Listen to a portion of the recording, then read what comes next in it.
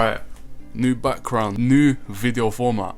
So this video format, it's self-explanatory.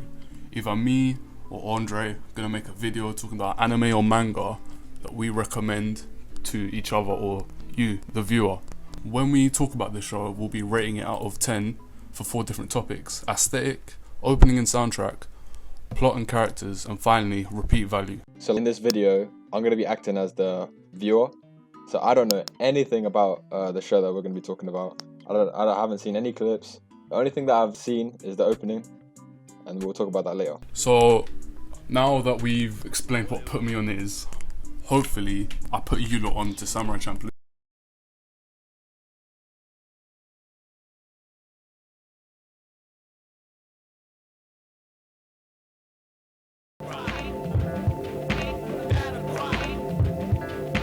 If I was to put a non-anime watcher onto their first anime, Samurai Champloo would be the first show I'd recommend to them.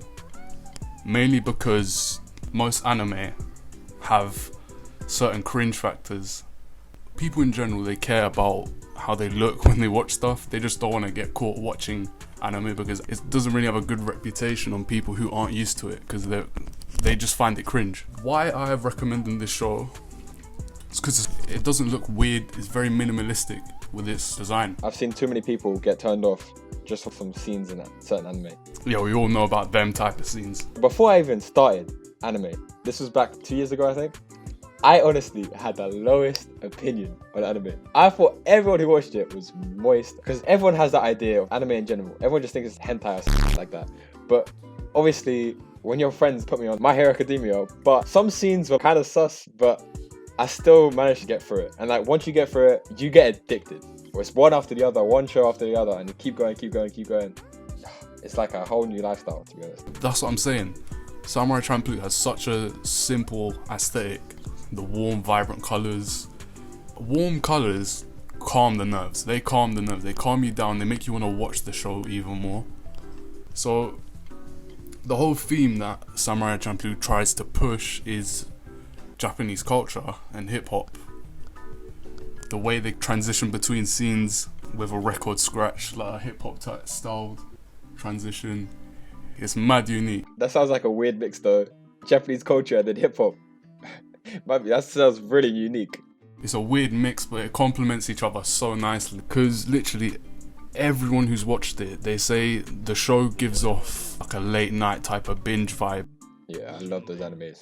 You could just binge like a whole season in like one day. Yeah, exactly. And you wouldn't get fatigued or frustrated when watching it because it's so calming. The fight scenes are so clean. This is a pretty old anime as well. It doesn't have any bad animation in my experience. There's so many similarities, yeah, to Samurai Champloo, to a show called The Boondocks. It's mad popular. The Boondocks is mainstream.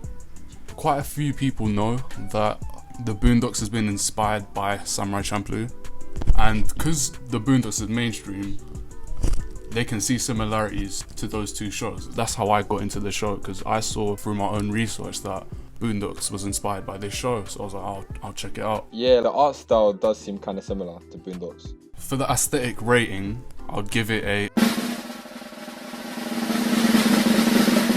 8.5.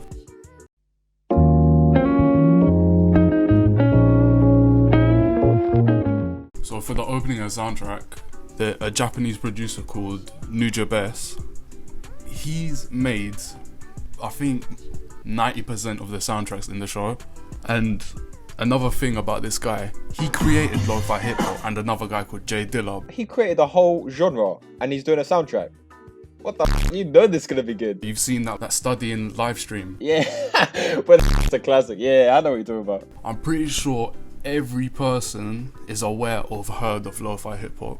Anime fan or not, that's just how massive the genre is. Unfortunately though, he passed away in a car accident in Tokyo back in 2010. But obviously his creation, lo-fi hip-hop, is still alive and burning. Throughout the show, the music itself gives you a feeling called cocooning, meaning that relaxing music, it protects you from the stressful outside world we call reality. It is literally the sound embodiment of escapism. escapism is seeking a distraction or relief from unpleasant or boring things. So when you finish the show, or when after you watch a couple episodes, I will guarantee you will go to the YouTube search bar and type down Samurai Champloo opening in the search bar. You'll go and do that. Before I did this recording, I searched it up, I listened to it. I promise you, I've never heard a more relaxing opening. I don't know, I was just so into it, because when have you ever heard a relaxing opening? It's rare to have that in an anime. It's usually upbeat. Yeah, normally anime openings, they get you hyped. This one, it makes you want to sit back and chill. But the ending gives you goosebumps because of how, Oh, I haven't even heard the ending. I can't even talk about it. I can't play it though, that's the thing. I can play the opening, but I can't play the ending because the ending is copy strike, which is annoying. I'm giving the opening and soundtrack rating a solid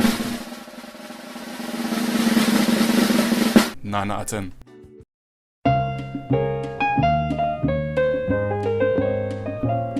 For plot and characters, don't expect me to do a deep, in-depth analysis like these other YouTubers. I'm only a novice, okay? I've only done a bit of research. I haven't had time to do that much, so don't expect me to do proper in-depth shit. So the whole generic character whose only objective is being good for the sake of being good, wanting to be the strongest, protection, not everyone wants to watch that, because that whole plot device it's been rinsed clean for regular anime watchers. Yeah, it's too common nowadays. Which is why I feel like they should watch this show, because it's so unique. Yeah, who doesn't want to watch like a unique first anime? They want to be interested in it. The characters in Samurai Champloo are so intriguing, even to non-anime watchers. Like one of the characters, Mugen, he's a vagabond. He's constantly moving from place to place. He's funny. He's the funny one, basically. He's the funny character. And which is why Mugen is probably most people's favourite characters. With every anime, there's going to be like that quiet Levi type of character. And that character's Jean. He's like the typical samurai. Yeah, he dedicates his life to the sword. But he's got a sad backstory. I won't spoil it though. I was going to ask if we should tell the backstory. That's probably why he's so serious throughout the entire show. One episode, they actually show his depression. It's kind of like depression and loneliness. That episode is it's just so sad, because you don't see, it's weird seeing a character who makes zero facial expressions show emotion. Yeah, he ain't speaking because he probably has he tries to hide the depression. Okay, let's just say this isn't really a spoiler. It's just in that episode he is down bad. Oh yeah, like even in like an anime, when that happens to an anime character, it's just so messed up. To be honest though, a lot of people prefer Mugen over Jean, but I prefer Jean. Okay, so the female character in this show, she's not annoying. You grow to like her because of how sympathetic she was towards other characters. There's one specific episode, like with Jean, but there's another episode specifically aimed at her, where they show the type of character she is. She's just kind. She's a very kind character. You just grow to like her because how she treats others. Because you don't really see people like that in real life. It's just nice to see it happen in general. Yeah, like a genuinely nice character who's not doesn't have ulterior motives. So overall, I'd say out of those three, I'd still say Jean is my favourite one. Mainly because he reminds me of Byakuya from Bleach. If I was going to talk about the plot, the plot isn't really that solid. That sounds like a con, but it's the kind of a pro of the show. The episodes aren't linked, that's what I'm trying to say. So it kind of feels like there's a new plot every episode. Which is why I feel like this show would be accustomed to certain viewers. Yeah, because certain people do like that. And it was the same for Boondocks. Yeah, exactly. It is kind of like Boondocks, especially with like non-anime watchers. They don't want to be committed to anime. They just want to watch one episode, leave it for a couple of days, go back in, and then just start watching it. They don't need to be committed to this show until later in the show, obviously. But if I was to describe the plot in a nutshell, it would be, it's about the journey, not the destination. And every single fan will tell you that very same thing. That's probably the most common thing people describe the show. So I'll give plot and characters a rating of 7 out of 10.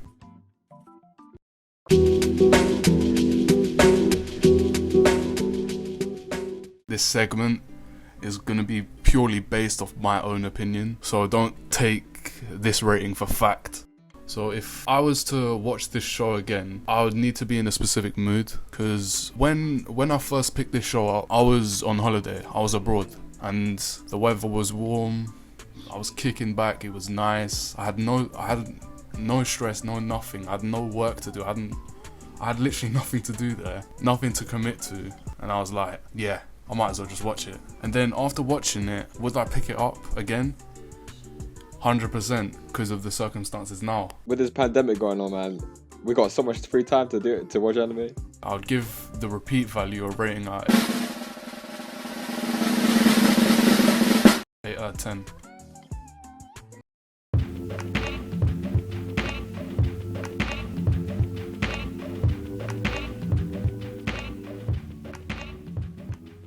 My overall rating for Samurai Champloo as a whole would be 8.5 out of 10. Damn, that is high for an overall rating. It is a solid rating. It is a very solid rating. So, would you watch Samurai Champloo? Alright, so from what you've told me, all I'm hearing is banging soundtrack, decent plot characters, good repeat value, and the aesthetic of it. But I gotta watch this show.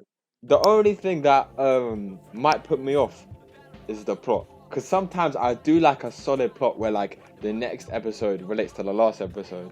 And like you do have a little cliffhanger here and there. But other than that, I can, if I'm ever like in the mood for a relaxing anime, this is definitely my go-to. 100%. Yeah, no, with this show there's not really that many cliffhangers, so it's kind of annoying. Until towards the end, that's all I'm saying. There's a couple cliffhangers towards the end. Yeah, then that'll make me want to watch it even more then. So this was our first episode of Put Me On of Samurai Champloo. It was a successful one. I mean, I'm gonna watch it, and hopefully you guys will too.